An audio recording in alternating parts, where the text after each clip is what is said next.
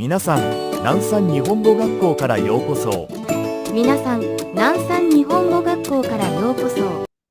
皆さん、こんにちは。私は南山ဂျပန်သာသင်တန်းကျောင်းမှာသင်ပေးနေတဲ့ဆန်းစင်းမြတ်ပဲဖြစ်ပါတယ်။ဒီနေ့က Apple Candy Challenge ဆောင်းမှာပါတဲ့ Lesson 2ကိုအတူတူကြည့်ကြပါဦးနော်။ဟုတ်အဲ့တော့ဒီခန်းမှာကြတော့ရရှိတို့ adjective လေးတွေပါခဲရောရှိလေးပေါ့နော်။ ခဲရောရှိစကားလုံးလေးတွေပါပါမယ်။အဲ့တော့ခဲရောရှိထဲမှာရရှိတီးပြီးသားစကားလုံးလေးတွေတော်တော်များများပါပါမယ်။ပထမဆုံးစကားလုံးကိုကြည့်အောင်။ပထမဆုံးစကားလုံးလေးကရရှိတီးပြီးသားဖြစ်တဲ့နေခန်းကြီးနဲ့လခန်းကြီးလေးပေါင်းထားတာပါ။နေခန်းကြီးနဲ့လခန်းကြီးနဲ့ပေါင်းထားတာဆိုတော့ရရှိကလင်းလက်တယ်လို့မှတ်အောင်နော်။အာကာရုလင်းလက်တော့အာကာရုလင်းလက်တော့ပေါ့နော်အာကာရုလင်းလက်တော့ဟုတ်ပြီအဲ့တော့နေနဲ့လားနဲ့ပေါင်းထားတဲ့လင်းလက်တယ်ဆိုတာနဲ့နောက်ထပ်နေတစ်လုံးနဲ့ထပ်ပေါင်းလို့ရှိရင် right ရုပ်ဒီသူ့မှာအရှတအဆုဆိုတဲ့အဓိပ္ပာယ်မနက်ဖြန်ဆိုတဲ့အဓိပ္ပာယ်ရှိပါတယ်အဲ့တော့အရင်တော့အရှတလို့သိခဲ့တယ်အရှတမနက်ဖြန် F4 ရောက်လာပြီဆိုတော့နည်းနည်း update လေးမြင်လိုက်မယ်အဆုဆိုတာလည်းမနက်ဖြန်အတူတူပါပဲနော်အဲ့တော့လင်းလက်တဲ့နောက်ထပ်နေ့တစ်နေ့ဒီမနက်ဖြန်ဖြစ်ပါတယ်အရှတအဆုဒါရနော်အာကာရုလင်းလက်တော့အရှတအဆုမနက်ဖြန်နောက်တစ်ခုကကျတော့ဥတ္တကကျတော့အတန်ဒီခန်းကြီးကလေအပေါ်ကကျတော့ရှုတဆဆိုတဲ့မတ်တရက်ဒီခန်းကြီးအောက်ကကျတော့ရှုနေခန်းကြီးအဲ့တော့နေလုံးပေါ်မှာမတ်တရက်တယ်လို့မှတ်လိုက်မယ်နေလုံးပေါ်မှာမတ်တရက်တင်အတန်ထွက်တယ်လို့မှတ်လိုက်မယ်ပူတော့အတန်ထွက်မှာပေါ့နော်အဲ့လိုလေးမှတ်လိုက်မယ်ဥတ္တဆိုတာကအတန်ဖြစ်ပါတယ်အခုသင်ချင်တာကမှောင်သောဆိုတဲ့ခန်းကြီးကိုသင်ချင်တာအဲ့တော့မှောင်သောလေးမှာဒီဥတ္တလေးပါနေတာဖြစ်တဲ့တော့ right ရှိသည်ဥတ္တအရင်ပြောတာနော်ဥတ္တကအတန်ဟုတ်ပြီအဲ့တော့နေရဲ့နော်နေအလင်းရောင်ရဲ့အဲ့ဒီဥတုအတန်ရဲ့ပေါင်းလိုက်ရင်သူကခူရိုက်မှောင်သောဆိုရင်မီနီလေးဖြစ်သွားတယ်အဲ့တော့မှောင်သောကရရှိလို့မှတ်ရအောင်အဲ့တော့နေအလင်းရောင်လေးမရှိတော့ဘူးမှောင်သွားရင်လည်းရရှိအတန်ထွက်တယ်လို့မှတ်လိုက်နော်ညဘက်မီးပြတ်သွားပြီမှောင်သွားပြီဆိုပြီးအတန်ထွက်ကြတယ်အဲ့လိုမျိုးပေါ့နော်မှောင်သောဆိုရင်နေအလင်းရောင်မရှိရင်အတန်တွေထွက်တယ်မှောင်သောခူရိုက်မှောင်သောအဲ့ဆိုရင်အာကာရီလင်းသောအဆုအရှတမနက်ဖြန်နေလုံးပေါ်မှာမတ်တရဲ့ပူလို့အတန်ထွက်မဲ့အိုတိုအဲ့တော့နေလေးအောင်မရှိရင်လည်းအတန်ထွက်မဲ့မှောင်လို့ခူရိုက်မှောင်တော့ဟိုက်နောက်ဆိုသွားမယ်နောက်ကတိုးကြီးဆိုတာဝေးတော့เนาะဒီခန်းကြီးလေးကတော့နည်းနည်းရှုပ်တယ်လို့ပြောရမယ်เนาะတိုးကြီးဝေးတော့အဲ့တော့ဝေးတယ်နီးတယ်ဆိုတာတွေကကျတော့ရုပ်လမ်းနေမြေကြီးတွေကိုမူတည်ပြီးတော့ပြောတာနော်အဝေးချင်းနီးချင်းဒီလမ်းနေပေါ်မြေကြီးတို့မှာမူတည်ပြီးတတ်မှတ်တာအဲ့တော့အပေါ်မှာဗာခန်းကြီးလေးပါလဲဆိုရင်မြေကြီးခန်းကြီးလေးပါတယ်ဘေးမှာဗာခန်းကြီးလေးပါတယ်ဆိုရင်လမ်းခန်းကြီးလေးပါတယ်နော်မြေကြီးလေးလမ်းလေးပါဟုတ်အဲ့ဒါလေးကိုဆွဲကြည့်အောင်အဲ့တော့အပေါ်ကမြေကြီးခန်းကြီးလေးနော်ဝေးတယ်ဆိုတော့ယူစကားပြောသွားကြမယ်ကွယ်ပါဇက်လေးနဲ့စကားပြောသွားကြမယ်နော်ပါဇက်လေးထည့်လိုက်မယ်ဝါရရှိဒီမှာလက်နဲ့ဆွဲရဆိုတော့နည်းနည်းခန်းကြီးဆုပ်ချက်တွေကတစ်မျိုးဖြစ်နေလိမ့်မယ်နော်စကားပြောသွားမယ်ဟုတ်ပြီဘယ်သူနဲ့ဆိုလူနဲ့အောက်ကလူခန်းကြီးလေးထက်လူနဲ့တယောက်တည်းမဟုတ်ပြီးမှလက်တွဲပေါ်လေးနဲ့ဘိုးဘက်ကလက်လာချိတ်တဲ့သူရှိမယ်ကိုကလက်လေးပြန်ထုတ်တာအဲဆိုရင်တစ်ထမ်းပြီးသွားပြီနော်ဘယ်ကနေသွားမှာဆိုလမ်းပေါ်ကနေသွားမှာရရှုတိုးဝေးလို့နော်ဝေးတယ်ဆိုတာဒီမြေကြီးတွေလမ်းတွေကနေဆုံးဖြတ်တယ်ဝေးတဲ့အတွက်စကားပြောသွားမယ်လူနဲ့သွားမယ်ဘေးနားကလက်တွဲပေါ်လေးနဲ့သွားအဲ့လိုပုံစံလေးဖတ်အဲ့ဆိုရင်ဝေးတော့တိုးဝေးတော့မြေကြီးအောင်မှာပါဇက်အောင်မှာလူမှာဘေးနားလက်တွဲပေါ်လေးထပ်ချိတ်ထားတာပြီးတော့ရှေ့ကမြေကြီးမဟုတ်ရှေ့ကလမ်းတိုးဝေးတော့အဲ့မနော်တိုးဝေးတော့အဲ့ဆိုရင်အခုသုံးလုံးဖြစ်သွားပြီလင်းလက်တော့မောင်တော့ဝေးတော့ဟုတ်ပြီဝေးတော့မှနောက်ထပ် message ချင်တာရှိပါတယ်အဲ့ဒါပါလေဆိုရင်ဒီခန်းကြီးကတီးပြီးသားလေးပါအရှိ6ခန်းကြီးလေးအရင်တည်းကတီးပြီးသားအရှိ6ဟုတ်ပြီအဲ့6ကိုနောက်ထပ် message ချင်တာရှိပါတယ်ဒါရီရုလုံလောက်သည်ဆိုတဲ့အဓိပ္ပာယ်ရပါတယ် ratio special verb ထဲမှာပါတယ်ဒါရီရုလုံလောက်သည်ဒါရီမတ်ဒါရီရုဒါအရှိခန်းကြီးနဲ့ပဲရေးပါတယ်အရှိဆိုရင်6သူ့ရဲ့နောက်ထပ်အတန်တော့အဓိပ္ပာယ်တစ်ခုကဒါရီရုလုံလောက်သည်နောက်တစ်ခုထပ်မှတ်ရအောင်စုခုဆိုတဲ့အတန်တော့လည်းထပ်ရှိပါတယ်စုခုကကျတော့ဘလို့ချင်းတွေမှာသုံးလဲဆိုတော့တစုံတို့တရံတို့နှစ်ဖက်ရှိတဲ့အခြေအနေမျိုးလေးဥပမာခြေအိတ်ဆိုရင်တစုံဖက်နှက်ဆိုရင်တရံအဲ့လိုပြောတဲ့အခြေအနေမျိုးမှာစုခုကိုသုံးပါတယ်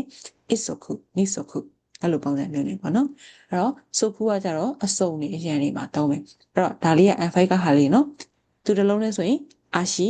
6နောက်က redo ထွက်ရင် verb အနေနဲ့ဆိုရင်ဒါ redo လုံလောက်သည်သူ့ရွတ်တဲ့ပုံအနေနဲ့သွားလို့ရတယ် isoku nisoku ဆိုတဲ့ဒီအတွက်ပေါ့စုံလို့ရန်လို့နော်တစ်စုံလို့တစ်ရန်လို့နှစ်စုံလို့နှစ်ရန်လို့မှာသုံးတယ်ဟုတ်ပြီအဲ့ဒါလေးနဲ့ခုန ratio ကထိုးဝေးသောဆိုတဲ့စကားလုံးလေးနဲ့ပြန်ပေါင်းလိုက်မယ်သူ့မှာ soku အတန်အတွက်ရှိတယ်ထိုးဝေးမှာကျတော့ an ဆိုတဲ့အတန်အတွက်ရှိတယ်နှစ်ခုပေါင်းလိုက်မယ် an soku အဲ့တော့ပြန်စဉ်းစားမယ်အဝေးကြီးကိုခြေထောက်နဲ့သွားတယ်ဆိုတော့ဒါပြောစားထွက်တာတွေလေးလာရေးထွက်တာတွေမှာသုံးပါတယ် an soku ပြောစားထွက်ခြင်းလေးလာရေးထွက်ခြင်း an soku နော် an ဆိုတဲ့အတန်အတွက်ရဲ့ခုနအာရှိယာ soku ဆိုတဲ့အတန်အတွက်ရဲ့ပေါင်းပြီးတော့ an soku ပြောစားထွက်တဲ့လေးလာရေးထွက်တယ်ရနော်အဲ့ဒါဆိုဒါလေးပြန်ပြောပြပါမယ်နည်းနည်းလေးပဲရှိတယ်အခန်းနှစ်ကအဲ့တော့အနေနဲ့လားနဲ့ပေါင်းနေလင်းမယ်အာကာရီလင်းလက်တော့လင်းလက်တဲ့နောက်တစ်နေ့ဒီအာစတာအာစုအနက်ပြန်နေလုံးပေါ်မှာမတက်ရရင်ပူလို့အတန်ထွက်မှာအိုတိုအတန်နော်အိုတိုအတန်ဟုတ်ပြီအဲ့တော့နေလုံးမရှိဘူးမှောင်ရင်လည်းအတန်ထွက်မယ်ခူရိုင်းမောင်တော့ဝေးတဲ့နေရာမလို့စကားပြောသွားမယ်လူလေးနဲ့အဖော်နဲ့သွားမယ်လမ်းနေပေါ်နဲ့သွားမယ်ထိုးဝေးတော့ထိုးကြီးဆိုရင်ထိုးကြီးတစ်လုံးနဲ့မကျက်နဲ့အန်းဆိုခုပါကျက်ရအောင်အရှိသိရမယ်ထာရီတုလောင်လာသိသိရမယ်သူရဲ့နောက်ထပ်အတန် is ဆိုခုအတန်တွေသိရမယ်အန်းဆိုခုဆိုရင်တော့ပြောရစားထွက်တယ်လေ့လာရထွက်တယ်ရမလားဟိုက်နောက်ခုတော့ပါမယ်နောက်ကကြတော့ယူနီးတော့နော်ဝေးတော့ပြီးရင်ယူနီးတော့ပါမယ်နီးတော့အဲ့တော့နီးတော့ဆိုတော့ချီကိုက်နီးတော့အဲ့တော့နီးတယ်ဆိုတော့ခန်းကြီးလေးကိုကြည့်အောင်ပါနီးတယ်ဆိုတဲ့ခန်းကြီးလေးမှာအဲ့ဒါရှိလို့ဘာလေးတွေလဲဆိုပစိန်နဲ့လမ်းနဲ့နော်ပစိန်နဲ့လမ်းနဲ့တွေ့ပါတယ်အနောက်ကပစိန်ရှေ့ကလမ်းလေးအဲ့တော့လမ်းတွေကိုပစိန်နဲ့ရှင်းလိုက်ရင်နီးသွားတယ်မှန်လားလမ်းတနေရာနဲ့ဝေးနေကွယ်မျက်ပင်လေးခြုံပုတ်တင်ပစိန်နဲ့ရှင်းလိုက်ရင်နီးသွားတယ်ခြိကိုက်မြင်တယ်နော်အနောက်ကကျတော့ရှိုးပစိန်မှာဒါလေးကပစိန်မှာဒီရှေ့ကကျတော့လမ်းလေးကိုစားပြထားတာပါခြိကိုက်နီးတော့ဟုတ်ပြီအဲ့တော့ဒါလေးကအခန်းတက်မှာပါခဲ့တယ်သူခိုးတော့နေရတကားနာပစိန်ထားတဲ့နေရာလေးနော်နေရအဲ့တော့ခင်းကြော့ကြတော့နီးတာရဲ့နေရရဲ့ဆိုတော့ခင်းကြော့အနီးနားလိုလည်းတုံးတဲ့အခါရှိသလိုအိမ်နီးချင်းဆိုပြီးတော့လည်းတုံးတဲ့အခါနဲ့တွေ့တတ်ပါတယ်အနီးနားလည်းမှတ်မယ်အိမ်နီးချင်းလည်းမှတ်မယ်ခင်းကြော့နော်ခင်းကြော့နီးတာနဲ့နေရနဲ့ပေါ့လားအနီးနားနေရဆိုအနီးနားပေါ့အိမ်နီးချင်းလိုလည်းတုံးတဲ့အခါရှိတယ်ခင်းကြော့ဟုတ်ပြီအဲ့ဒါခြိကိုက်ကိစ္စပြီးသွားရင်ဒါပဲခြိကိုက်နီးတော့ခင်းကြော့အနီးနားအိမ်နီးချင်းနောက်တစ်ခုသွားမယ်နောက်တစ်ခုကဘာလဲရှိဘာလို့သင်ချင်တာလဲဆိုရင်စွရောဤဆိုတဲ့ခန်းကြီးလေးကိုသင်ချင်တာပါစွရောဤထဲမှာပါတဲ့ခန်းကြီးလေးတွေကိုတစ်ခုချင်းစီပြန်ခွဲထုတ်ထားပါတယ်နော်အဲ့ဒါဘာလေးလဲဆိုရင်ဒီမှာပထမဆုံးကတော့ယူမီတဲ့ယူမီဆိုတာကျတော့လေးပါယူမီလေးဘာယူမြားနဲ့လေးနဲ့ရှိရပေါ့နော်မြားပြစ်တော့မယ်ဆိုရင်မြားနဲ့လေးဆိုတာလိုမျိုးဟိုဘိုးဝီလေနော်ဒါကြီးမြားကြတော့မြားပြစ်တဲ့အတန်ပေါ့နော်အဲ့ဒါကြီးအဲ့တော့အဲ့လေးပေါ့ဒါကြီးကလေးကိုစားပြထားသူယူမီလို့ခေါ်တယ်ယူမီနော်သူရဲ့ဆွဲချက်လွဲပါတယ်တစ်ချက်နှစ်ချက်ပြီးရင်ဒါတော့တစ်ခါတည်းဆွဲလိုက်သုံးချက်နော်ယူမီလေးယူမီလေးအဲ့တော့လေးတီးပြီးဆိုတော့မြားပါတီးလိုက်တော့ရဆိုတာကမြားရဆိုတာကမြားနောက်မှာခဏပါမယ်ခန်းကြီး right တို့ဟိုမှာလေ5မှာတော့ဒါတန်ခီရဲ့တန်လေးအဲ့ဒါကို right တို့ကော့မှာလေးထည့်လိုက်ရင်ရမြားနော်ဒါလေးဆိုရင်ဒါတန်ခီရဲ့တန်နော်ဒီခေါင်းမပါဘူးခေါင်းမပါအဲ့ဒါကိုနောက်ပြလေးထည့်လိုက်ရင်ရမြားအဲ့ဆိုရင်ယူမီဆိုရင်လေးရဆိုတဲ့မြားတီးပြီးနောက်ခုတီးကျင်သေးတယ်မူရှိဆိုတာအင်းဆက်ပိုးကောင်ဥမာအင်းဆက်ပိုးကောင်ဘယ်လိုမှတ်မလဲပါဇက်နော်အဲ့ဒီကိုဗစ်ကာလမှာအင်းဆက်ပိုးတွေဝင်မှာဆိုလို့ပါဇက်တွေကိုပိတ်ထားရတယ်မှာပိတ်ထားလိုက်ပြီနော်ပိတ်ထားရဲကာကွယ်ထားတဲ့ဒါလေးဒီမူရှိအင်းဆက်ပိုးကောင်နော်ပိုးကောင်ပါဇက်တွေကိုကာကွယ်ထားတဲ့မူရှိ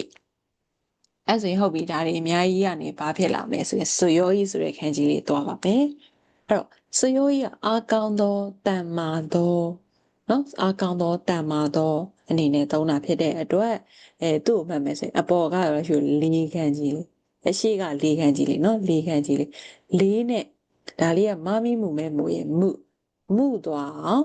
ဘာတွေလဲဆိုရင်ဒီအင်းဆက်ပိုးကောင်လေးကိုမှုသွားအောင်ပြစ်လိုက်ရင်အာကောင်း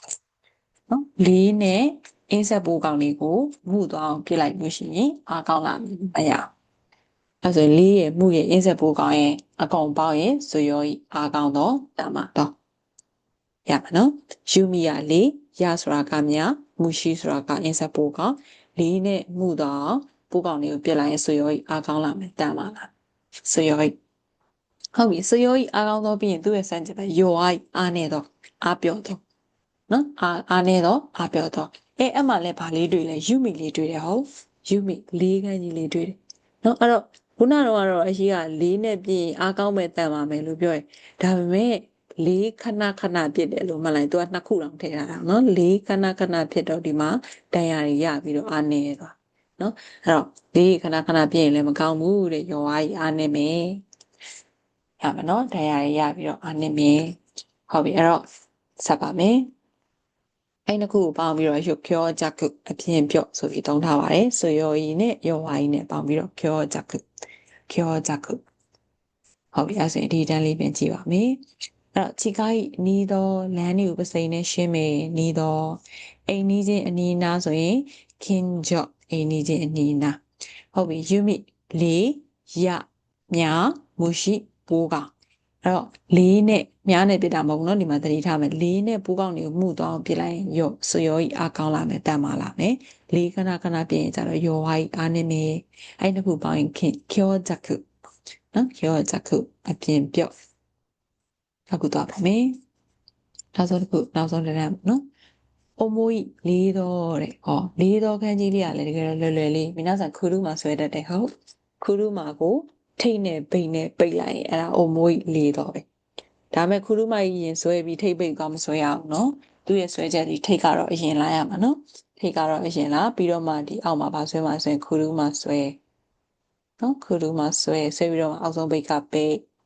ဒီအလေပဲကြည့်လိုက်လို့ရှိရင်ရခူးလူမှာလေးတွေ့ရလေဒါလေးကခူးလူမှာလေးရွယ်ဆောင်တာနော်အဲ့တော့အမိုးဆိုတာက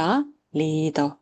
အမွေလေးတော့ကားကိုထိနေပိတ်နဲ့ပိတ်လိုက်ရင်လေးရွာရလို့မလားနော်ကားယူထိကြီးပိတ်ကြီးပိတ်ခဲ့သွားရင်လေးတယ်နော်အဲ့တော့နောက်ခုသွားမယ်ဂျူဒိုင်နာ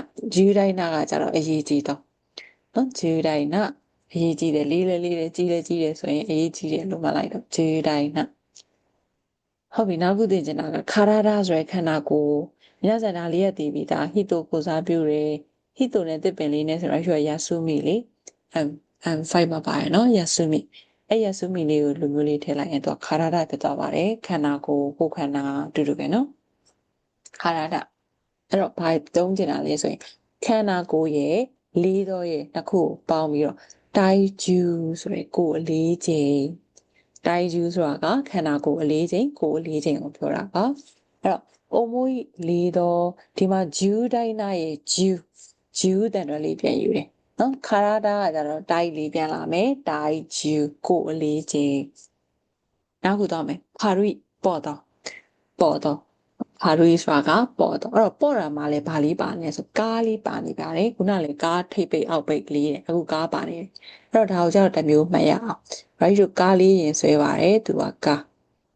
အဲ့တော့အခုဆွဲချင်တာပေါ်တာပေါ့နော်ပေါ်တယ်ဆိုကားနဲ့မတည်ပဲနဲ့ဒါ cross ရေးဆိုတော့မတည်ဘူးလို့မှတ်လိုက်မယ်မြေကြီးပေါ်ကနေတည်သွားတာကပေါ်လို့ခါရီပေါ်တော့ကားနဲ့မတည်ပဲနဲ့မြေကြီးပေါ်ကတည်သွားတာကခါရီပေါ်တော့နော်အဲ့တော့ပေါ့ပါစားတဲ့အစားအစာဒါလေးရတော့ဒီပါပါဒါပဲလို့စားသေးလို့နော်ပေါ့ပါစားတဲ့အစားအစာဆိုတော့ cake shock အစာပြေအစားအစာကိုပြောတာပါ cake shock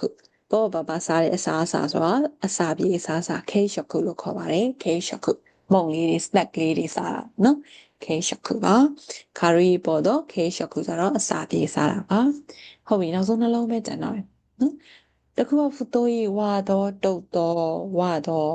အိုးကြီးပါတယ်ဆိုမှဒီမှာဗိုက်တစ်လုံးထပ်ထွက်နေတော့ဝါတယ်မှတ်လိုက်ဖူတိုးရီဝါတော့နော်ဖူတိုးရီဝါတော့ဟုတ်ပြီနောက်ခုသွေးဆန်ကြပါဟိုဆိုဆိုတာပိန်တော့ပါတော့ဟိုဆိုဒီပိန်တော့ပါတော့အဲ့မှာသိရမယ်ခန့်ကြီးတွေတစ်လုံးထပ်ပါနေပါတယ်ဒါလေးရေးမထားမိဘူးဒါလေးမှုဆိုမှဒါခုလေးပေါ့နော်ခုပြီးရင်ခုရယ်မှုရယ်ပြီးရင်လိုမျိုးလေးအဲ့လေးပါလေဆိုအီတိုဆိုအချီမြင်လေးကိုပြောတာပါအီတိုအချီမြင်အချီလေးနော်အရှိကအချီလေးအနောက်ကကျတော့ရှုတဆိုရင်လေကွင်းလေခွက်လေးနော်တန်းဖို့တို့တတို့ရယ်လေကွင်းလေခွက်လေးအဲ့တော့ဒီအချီလေးကလေခွက်ထဲကြာသွားတာအရင်ပိန်လုံးပါလုံးလို့မမြင်ရတော့မတွေ့ရတော့ဟုတ်ဆိုပိန်တော့ပါတော့အချီလေးနဲ့လေခွင်းလေးနဲ့ပေါင်းထားရင်အရင်ပိန်လုံးပါလုံးလို့မတွေ့ရတော့ဘူးဟုတ်ဆိုပိန်တော့ပါတော့နော်အဲ့ဒါကိုအရှု ခိုင်လေးထည့်လိုက်ရင်တော့ခေါမခိုင်ပါအမခေါမခိုင်အိုကနေဆိုတာထည့်ရလာမယ်ပေါ့နော်ခေါမခိုင်သေးနှုတ်တော်ဆိုတဲ့အဓိပ္ပာယ်ရအသေးစိတ်ဖြစ်တယ်သေးနှုတ်တယ်ဆိုတဲ့အဓိပ္ပာယ်ပါအဲ့တော့အီလေးပဲထွက်ရင်ဟိုဆိုရင်နော်ခိုင်ထွက်ရင်တော့ခေါမခိုင်သူ့မှာနှစ်ခုဖြစ်နေရနော်သူ့မှာအခရရှိနှစ်မျိုးဖြစ်နေတယ်အီလေးပဲထွက်ရင်ဟိုဆိုရင်ပိန်းတော့ပါတော့ခိုင်ထွက်ရင်ခေါမခိုင်သေးနှုတ်တော်အသေးစိတ်ဖြစ်တော်ဆိုတဲ့အဓိပ္ပာယ်ရပါတယ်အဲ့ဆိုရင်အခန်းနှစ်ကအခန်းပြီးသွားပြီဒီအောက်ဆုံးကြောင်းလေးပြန်ပြီးတော့ပြပါမယ်အဲ့တော့ကားကိုထိန်းနေပိန်းနေပိတ်တဲ့ဟိုမိုးလေးတယ်ဟုတ်နော်လေးတာရယ်ကြီးတာရယ်ဆိုအရေးကြီးသွားပြီလေးလေးတယ်ကြီးလဲကြီးတယ်ဂျူဒိုင်းနာအရေးကြီးသွားအဲ့တော့ဒီမှာဟိုစာအုပ်ဘယ်လိုပြောမလဲရဆူမီကိုအောက်ကပိတ်လိုက်ရင်ခါရဒခန္ဓာကိုယ်နဲ့အလေးချိန်လေးတာနဲ့ပေါင်းလိုက်တော့တိုင်းဂျူကိုလေးချိန်တိုင်းဂျူကိုလေးချိန်ဟုတ်ပြီပေါ့တယ်ပေါ်တဲ့အတွက်ကားနဲ့မတည်ဘဲနေမြည်ကြီးပေါ်အတည်သွားမယ်ခါရိုကြီးပေါ်တော့နောက်ခုပေါ့ပပစားတဲ့အစားအစာတွေကိုခေရှခုအစာပြီးအစားအစာလို့ပြောမယ်နောက်ခေါ်ကြတော့ဖူတိုးဝါကြီးွားရဲဆိုမှဘိုက်တစ်လုံးထက်ရှိတယ်ဆိုတော့ဖူတိုးဝါနောက်ခေါ်ကြတော့ဒီတိုးဆိုတဲ့အချီလေးတလေခွက်ထဲကြာသွားတာပိန်လုံးပါလုံးမမြင်ရတော့ဟိုဆိုပိန်တော့ပါတော့နောက်ဆုံးကသတိထားမှာခိုက်ထွက်ရင်တော့သူဒီခုမှခိုက်ဖြစ်ပါမယ်အစိမ်းရမယ်နော်ဒါကတော့အခန်းကြီး challenge အခန်းနှစ်အခန်းစက်ပြီးသွားတာပဲဖြစ်ပါတယ်အဲ့တော့အခန်းနှစ်မှာဒါလေးတွေသိရင်နောက်တော့ပါပြီအစိမ်းနောက်ထပ်ဗီဒီယိုလေးတွေစောင့်ကြည့်ပေးပါအောင်နော်ဟုတ်တန်းနေ